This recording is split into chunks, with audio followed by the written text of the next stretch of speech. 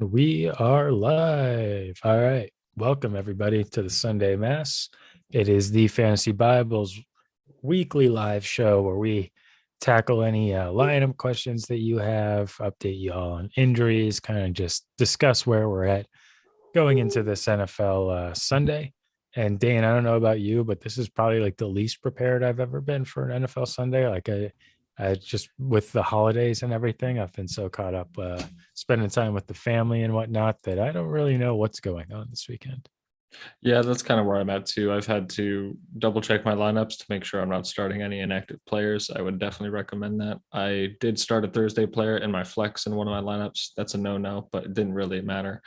Yeah, it's hard to pay attention with the magnifying glass that we normally would when you're, trying to juggle holidays and family and travel and all that. But I hope most of you are on that boat with us today. All right. Do you have any lineup questions as we get into today's matchups? I guess a good one to start is, would you start Jeff Wilson Jr. because it looks like Elijah Mitchell is going to play, or would you start Boston Scott? Jordan Howard is out. I would start Boston Scott because Boston Scott has scored a touchdown in every single game he's ever played against the Giants. That's, I mean, is that predictive? No, but do I like it? Yes. Look up Boston Scott, Giant Killer. Okay. And, you'll find plenty of like highlight reels. He like so like yes, it's not predictive, but there's just something about Boston Scott versus the Giants that so far up to this state, it's gone good. What could go wrong? All right. Yeah, I was leaning Boston Scott anyway, but thank you for the little anecdotal evidence there as to why it's going to work out.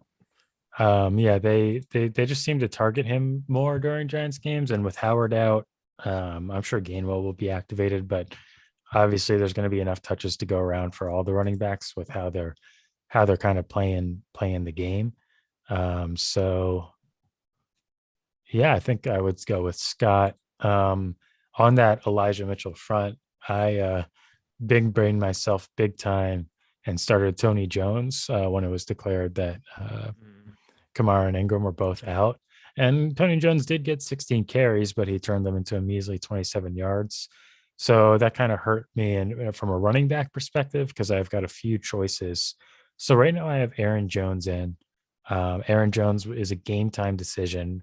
My other options, fortunately, both start at 425 or later, and they are Devontae Freeman and Elijah Mitchell. So obviously, neither of those are players that I would typically start over Aaron Jones. But all right, so if Aaron Jones is active, I will probably be playing him. If he's inactive, would you just start Devontae Freeman there, or would you start Elijah Mitchell? Um, let's see who the Ravens play.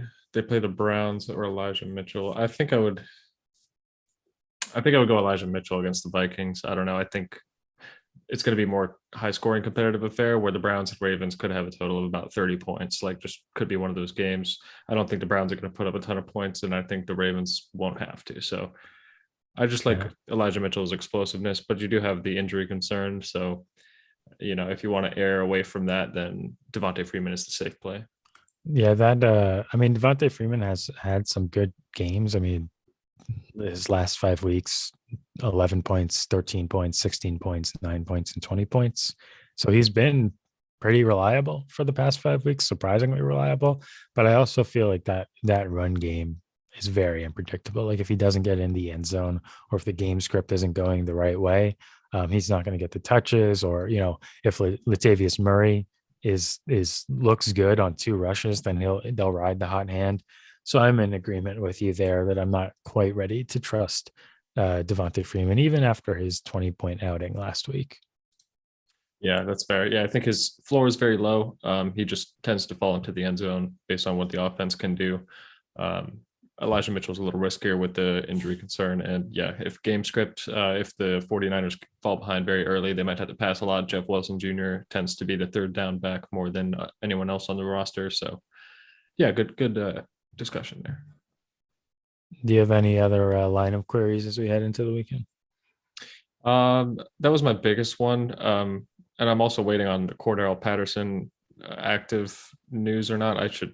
That's probably out now actually, but are you worried if he's declared active, like if he could get re-injured, or like is that something you're shying away from, or you think if he's active, you just have to start him against the Jaguars?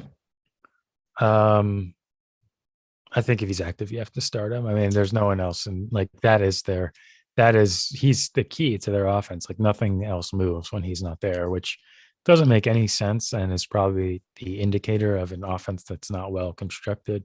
Yes. But without Cordarrelle Patterson, and maybe things would look different if Ridley was playing. But yeah, I think you have to start Cordarrelle Patterson. A player that I wanted to bring up this week was Laviska Shenault. We have Hmm. seen Jamal Agnew be kind of the golden boy of the Urban Meyer offense, kind of the gadgety player that we all expected either Etienne or Chenault to be heading into the season. And now Agnew, I believe, is out for the rest of the season. And you saw the Laviska Chenault ads kind of skyrocket across the platforms. So do you think that Chenault is going to just step right into that Agnew role and be a flex worthy player, or are you waiting to see this week? If I had the luxury to wait, I would, but I think if you're in the position where you have to start him, I would feel as good as I could about it. Like Chenault has been underwhelming so far. Agnew kind of popped up out of nowhere as a special teams emergent player, but they do have a good matchup against the Falcons. And like you said, the touches should be there. They're always very short distance touches, though. So, he doesn't get a lot of high value targets unless he gets something close to the end zone. You're just hoping he breaks a play or has the volume to contend with other options this week. But yeah, it's risky. The Jaguars' offense, you're always going to feel a little shaky about, but the matchup is good, and he figures to be more involved. So Good stuff. I, Okay. I did just check Cordarrelle Patterson is active, so I'll put him in my lineup. Yeah, that's what I would be doing. Here's one for you. So Philadelphia defense plays the New York Football Giants today, and the New England Patriots play the Tennessee Titans. Which of these defenses would you start, considering the Giants are probably the worst offense? Philly's defense has looked better in the past couple of weeks, or the New England defense, which is dominating, as I believe the number one overall defense in fantasy against a more capable team that is without AJ Brown and without Derrick Henry, obviously. And I don't know if Julio Jones is playing, but he hasn't been good for them anyway. Yeah, he's out. He's out. So yeah, just a weaponless Tennessee team. You feeling good about the Patriots there?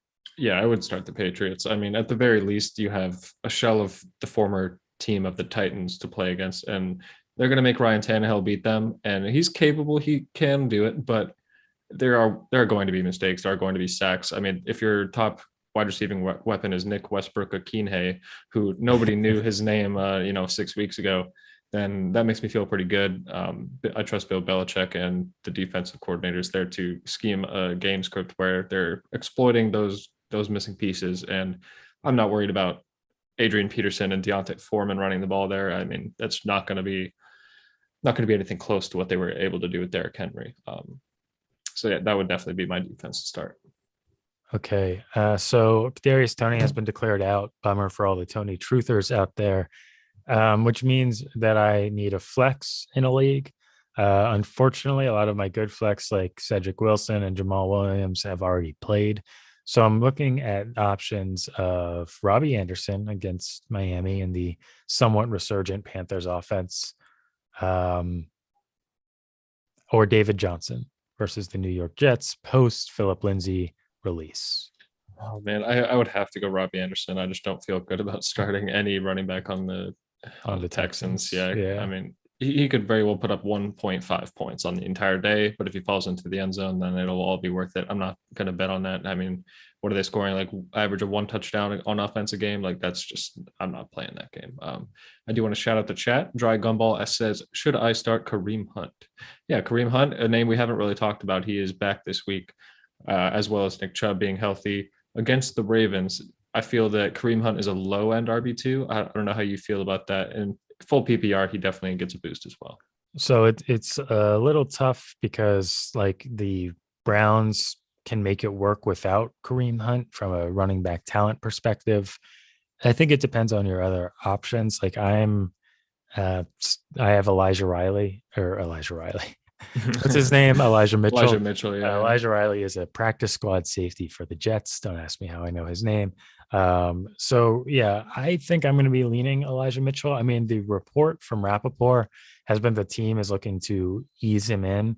Now, granted, that's like what teams say a lot before matchups when they don't want the opposing team to know how much usage that player is going to be getting.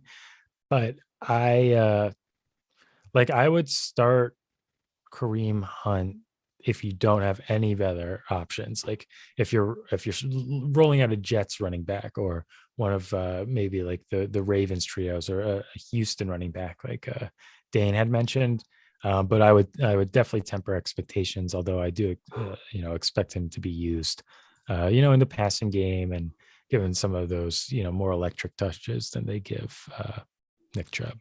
I got a comparison there for you. So would you start Kareem Hunt or Deontay Foreman, running back of the Titans, who has come out in the media that he's going to get a bulk of the carries, quote unquote, on Sunday against New England? So here you have somebody who might get more touches, but probably on a less explosive offense, or at least a less prevalent run offense at this point in time based on injuries. But like those two names, who tickles your fancy there? What was the first name? Kareem Hunt, that we had a question about in the chat. So we're trying to gauge, like, at what point do you draw the line of starting Kareem Hunt? So I agree there are plenty of running backs I would rather start. I'm not quite sure if Deontay Foreman is one, but I think it's close. Oh, Deontay Foreman is the player you said that's getting the bulk of the touches. Yes, that is what a news blurb came out from Rotoballer earlier this morning. To me, like, okay, so you got to look at they're playing the Patriots. And typically, Bill Belichick approaches it with like, all right, what are you good at? We're going to take that away. Titans aren't good at anything right now, but the run game is how their offense is constructed. So I do think that the Patriots will probably try and take the run game away there. So I would lean Hunt in that situation. But on the other side of the ball, if I had Ramondre Stevenson, I think I would be rolling him out over Kareem Hunt this week. Interesting. Okay. Yeah, that's I think we put a good sandwich around Kareem Hunt this week. Yeah, I mean, Stevenson, talented player in a situation where Harris is hurt. Like they're both a little banged up, so they'll probably split carries. And I just think it's going to be a situation where they're going to lean on the running game because I don't expect Tennessee to put up much of a fight. Shout out Alex B in the chat. Couple questions. How many days are Thanksgiving leftovers socially acceptable for? I think like a week seems reasonable to me. I'd say 5 days. That's typically the holding time for most food in the fridge. So yeah, assuming it's wrapped and in Tupperwares and all that, not just sitting out, drying out in your fridge on a plate. Don't do that. Then I would say after the 5th day, you should probably look at tossing at least some of the items that spoil faster, like anything. The turkey will last you a long time. Yeah. The turkey and ham, if you have those, you can put them in bags or Tupperware, and that'll probably last up to 7 days. But some of the other items that are like the casseroles that have like the cream of mushroom soup and stuff like that, I wouldn't be eating those after day 5. Yeah, and it's always you can always freeze that stuff, and if you're sick of it, and good point, come back to it at a later point. I've been making some slamming turkey sandwiches lately. I just ate a massive plate full of ham, mac and cheese, carrots, and green bean casserole. I am, barely sitting upright right now. Good stuff. Slightly more fantasy relevant question. Alex B asks if Waller is droppable.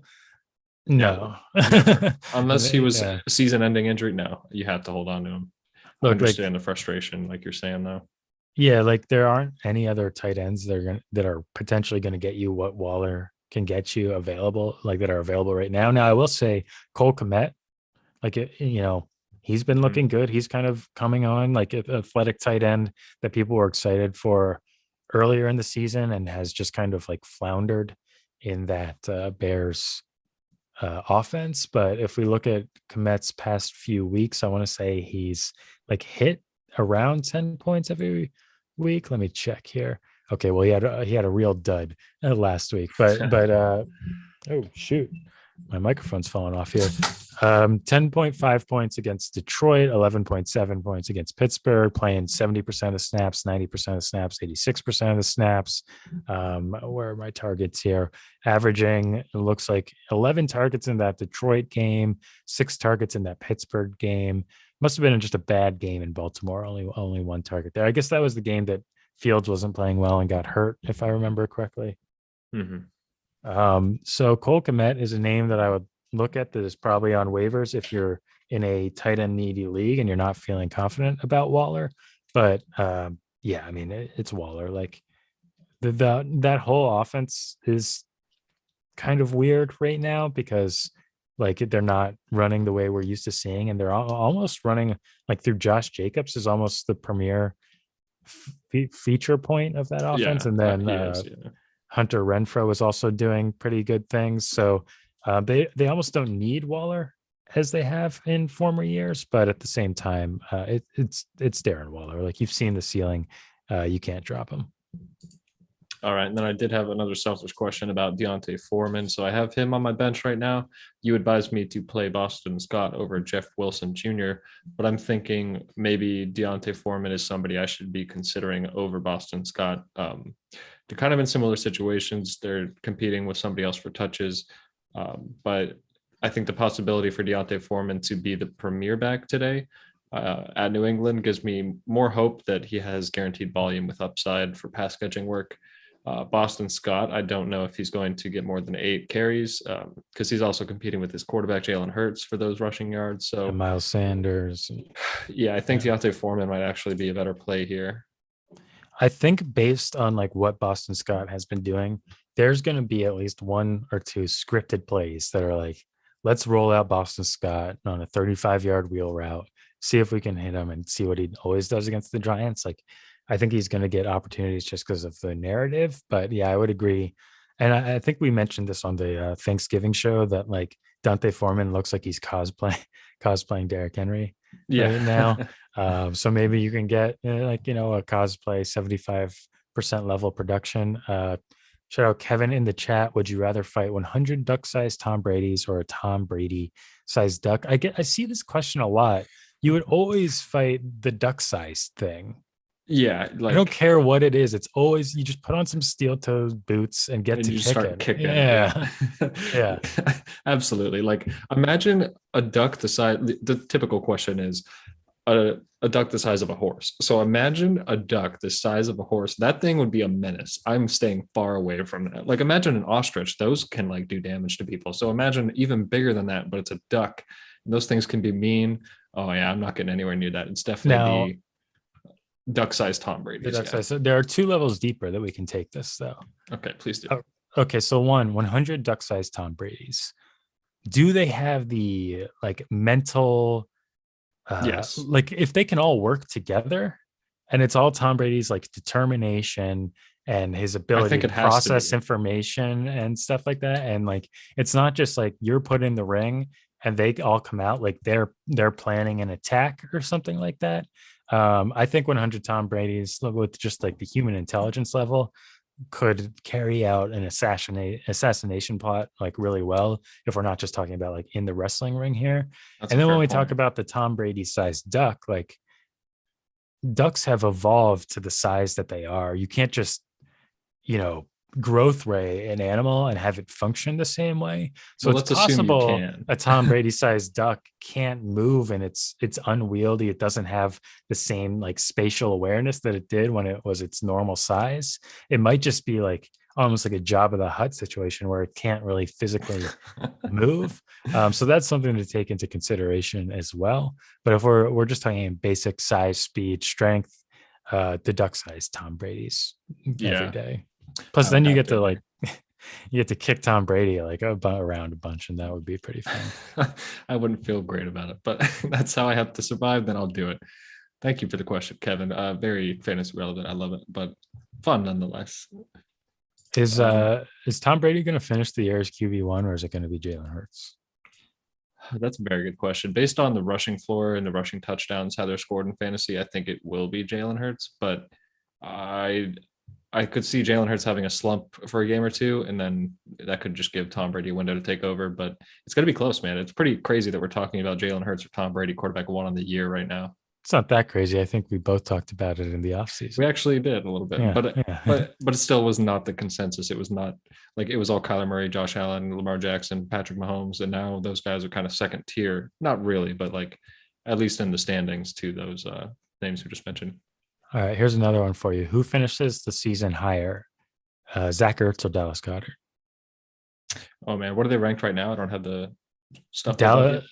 I don't know what Dallas Goedert is. I would guess he's around the tight end 13. Zach Ertz is currently the tight end 8. Tight end 8 in PPR, tight end 7 in standard. Man, just based on what Zach Ertz is doing, catching touchdowns in Arizona, and how the Philadelphia offense doesn't have a lot of passing volume, I think I'm going to have to go Zach Ertz. But it's pretty crazy. I wouldn't have guessed that was the case at the beginning of the year. But I think that's where my head's at right now. Yeah, I was close on Goddard. He is the tight end 12. And yeah, like that's kind of just what I wanted to point out is that, the disparity in perception there. I mean, granted, Ertz did have that, 24-point game that for a tight end is enough to like move you up like 5 spots. But it's a Kelsey type week. Yeah, exactly. And, but he looks good. They're already calling him a set and forget it tight end 1 for the rest of the season. I think it's going to be Zach Ertz. I think there's going to be some good Dallas Goedert games, but I agree. The passing volume, he's going to be getting like 40% of 180 to 200 yards every week is what it kind of feels like from a pass volume standpoint. So if he doesn't catch a touchdown, the opportunity really isn't there.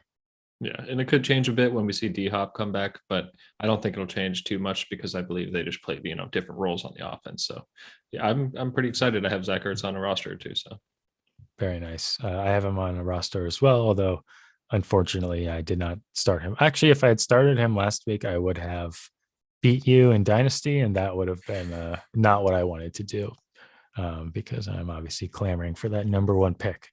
All right. So Dane, I'm going to win $1,500 today. Do you want to know how? Yeah, go on. I got I placed a couple of parlays and they resulted in a $10 free bet. And when I get the free bets, I like to go really big with them. So if Quez Watkins scores the first touchdown. Oh, the first touchdown bets in the so Eagles trash, game. Dude. Yeah. And Ryan Tannehill scores a rushing touchdown. Then I win $1,500. See, that's plus 15,000 odds right there. Yeah. I mean, I love it. If that happens, that would just be legendary. He'd probably just retire from sports betting after that. But I mean, that would be it for me. I mean, like the thing is, like I could have done Quez Watkins anytime touchdown scorer and still made like like $700 or $600 or something off that bet. But yeah, I had to go first because I could just. I like that way. It's like I don't have to worry about it. If someone else scores the first touchdown. That's fair. Right away, the first quarter, basically, if you're out of the bet. Okay, well, good luck to you, man. I wouldn't bet on it, but yeah, I just want free money. Yeah. Yeah, it could be if it's not the smartest bet, but I just want to see it happen because I've been betting Quez anytime touchdown scorer all season, and that has yet to hit.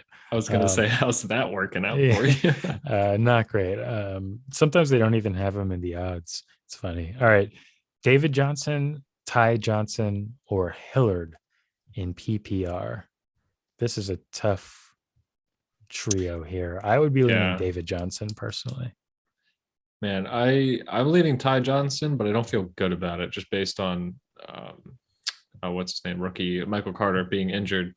But I don't think that Ty Johnson is capable of doing the same things that Michael Carter was doing with the football. I just think the volume will shift to him more than it was. And for what that is worth on the Jets offense, I don't feel great about it. But they do play the Texans. So that factors in heavily for me. But the same way, flip side of the coin, David Johnson playing the Jets. Oh, yeah, it's close. It's really a flip of a coin. I don't feel good recommending one way or the other. I feel better about David Johnson. Dane feels better about Ty Johnson. Clear that none of us like Hillard, so at least we could eliminate one of those 3. Yeah. And Hillard is the Titans, the running back that they signed. Am I correct there? Yeah, the guy out the practice squad, basically. Yeah. No, I would not be starting him. Yeah, especially with what you reported about Deontay Foreman expected to get the majority of the touches, and in a game against the Patriots where it's a defense that's going to probably shut down that run game since they don't really have. Yeah, I could see the Titans scoring 0 points. I probably shouldn't be that low on them because it's like a capable, coordinated offense with a above average, I'll say, quarterback, but it's just like the I think the Patriots are going to be able to lock them up in man and just play extra men in the box. And Mhm. like I just don't know how the Titans are going to move the ball unless one of these Marcus Johnson, Nick Westbrook Akine, Chester Rogers fellows really They start dicing up the secondary. yeah, really emerges as a AJ Brown type receiver. I heard it described well on a podcast where the Titans want to try and out physical you. Like that's their game plan. They want to be the tough, strong, physical team. And they've lost their three physical weapons in Julio, AJ Brown, and Derrick Henry. And the Patriots play the most physical defense of any defense in the league. They're huge. They're strong. They're powerful. They don't play speed. They play position and strength. And so, yeah, I just wouldn't be starting anyone on the Titans offense. Yeah, unless you're desperate, I would agree with that. And I am desperate, and I'm starting Deontay Foreman in one league, and that's where I'm at. And that's fine. Yeah, Probably a low end running back too at best. So temper your yeah. I think expectations. Foreman is probably the one that you can start because, like, I mean, I rolled out Tony Jones because I was like, hey, the volume is going to be there, Yeah. and Tony Jones was terrible. So sometimes you just got to go for the volume and hope it turns into a touchdown or 90 rushing yards, something like that. All right. So full transparency for our viewing audience. I just got a giant TV that I'm excited to set up and watch TV on. But it's also heavy and there's internet involved as with all technology. So it's going to take me a while to get that running up and running before the 1 p.m. slate here. So as we wrap this thing up, do you have any final questions, queries, news updates, anything as we close Sunday Mass? I don't believe so. Patriots are favored by 6.5. I like the over. Let's go. Yeah, and I would take that spread as well. I mean, it's a fat spread, but I would still take it. Yeah. Yeah, it seems very doable.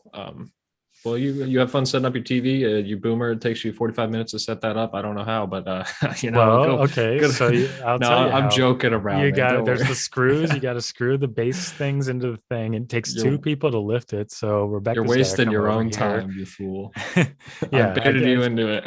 all right. Also, well, never mind. But yeah, all right. Have a good Sunday, everybody, and we'll see you for the pod.